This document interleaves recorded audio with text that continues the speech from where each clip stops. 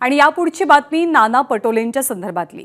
निकाल लागले निवडणुकीचे आणि नाना पटोलेंचा उल्लेख त्यांच्या कार्यकर्त्यांकडून भावी मुख्यमंत्री असा होऊ लागलाय। तर कार्यकर्त्यांची मुख्यमंत्री पदाची भावना स्वाभाविक असल्याचं नाना पटोले म्हणाले।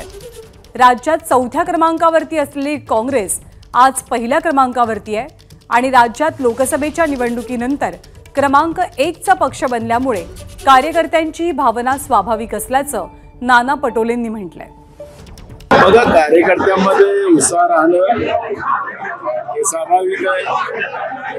गेल्या 25 वर्षानंतर भंडारा गोंदियामध्ये काँग्रेसचा पंजा याचं परचम लहरलेलं आहे आणि त्याच्यामुळे कार्यकर्त्यांमध्ये उत्साह आहे।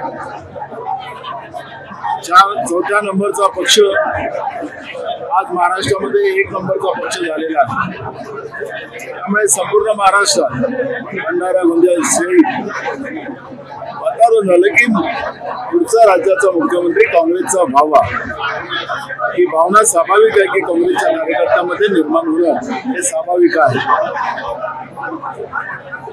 आम्ही सगळेजण प्रयत्न करतोय महाराष्ट्रामध्ये बहुमतानं काँग्रेसला कसं सत्तेमध्ये आणता येईल। महाविकास आघाडी म्हणून सोबत लढण्याची भूमिका काँग्रेस पक्षाची आहे। बघा नीट